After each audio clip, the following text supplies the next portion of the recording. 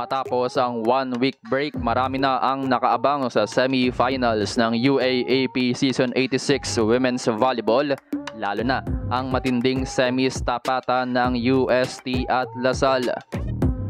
UST season sweep laban sa Lasal, nakaabang na. UST, mabigyan kaya ng early exit ang DLSU para makabalik ng finals? Angel Canino, may hot revenge. Pero bago yun mga ka-V-Heads, huwag kalimutang mag-subscribe at click ang notification bell para updated ka sa aking latest videos. Marami na ang nag-aabang sa most anticipated semis game ngayong UAAP Season 86 sa pagitan ng Lasal at UST. Marami nga kasing nakasalalay sa matchup na ito para sa dalawang teams. Pero bukod sa Lasal UST face-off, interesting din ang posibleng pagpasa ng Rookie of the Year MVP crown ni Season 85 Rookie of the Year Angel Canino papunta sa Rookie of the Year MVP candidate ngayong Season 86 mula sa UST na si Angge Poyos.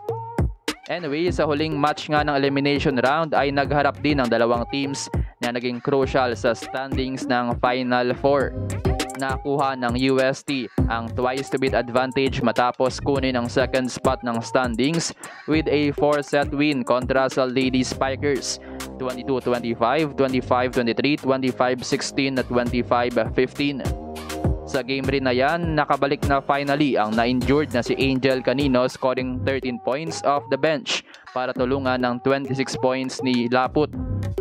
Pero hindi nga yan naging sapat matapos magpasabog ng 22 points ni Poyos, 19 points ni Perdido at 13 points ni Jurado para sa Uste. Nakalamang sa halos lahat ng departments ang UST bukod sa setting at reception. Anyway, sa kanilang first round encounter, wagi rin ng UST matapos harangin ang comeback ng Lasal in 5 sets.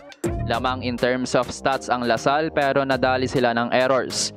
Anyway, winless pa nga rin ang Lasal over UST ngayong Season 86, kaya isa sa target ng UST this season ay i-sweep ang defending champions kung sakaling manalo sila ng semifinals. Isang panalo na lang kasi ang kailangan ng UST sa semifinals versus Lasal dahil sa kanilang twice to beat advantage para makaabante ng finals. Pero hindi pa ending para madepensahan ng Lasal ang kanilang titulo. Ito ay kung madaig na lang UST sa semifinals ng 2 beses.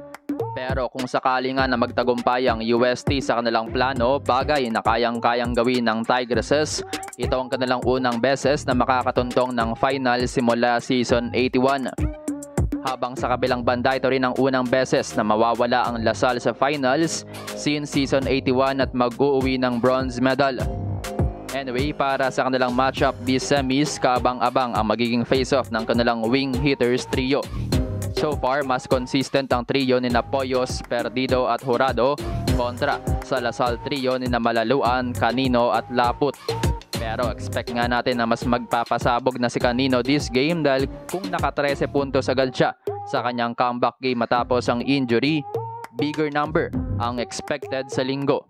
Pero syempre hindi magpapaawat ang MVP frontrunner na si Poyos na halos consistent sa pag-produce ng mahigit 20 points. Pero crucial din ang magiging output ng middle hitters, especially sa side ng Lasal na mas capable gumawa ng bigger numbers kumpara sa middle hitters ng Uste. Babantayan din ang output ng dalawang teams in terms of non-scoring departments, kaya crucial role din kung masusustain ng duo ni Carvalho at Pepito ang better performance kontra sa tandem ng Lasal na sina De Leon at Coronel.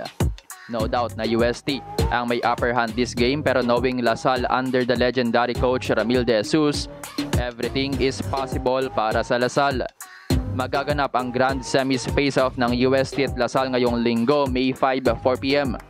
Ang mananaig sa semi-final series ng Lasal at UST ay haharap sa semis winner sa pagitan ng number 1 NU at number 4 FEU. Kayo mga ka-V-Heads, sa tingin niyo ba ay papalagpa ang defending champions Lasal para sa title defense o may babalik na ang Espanya sa finale? Comment down below.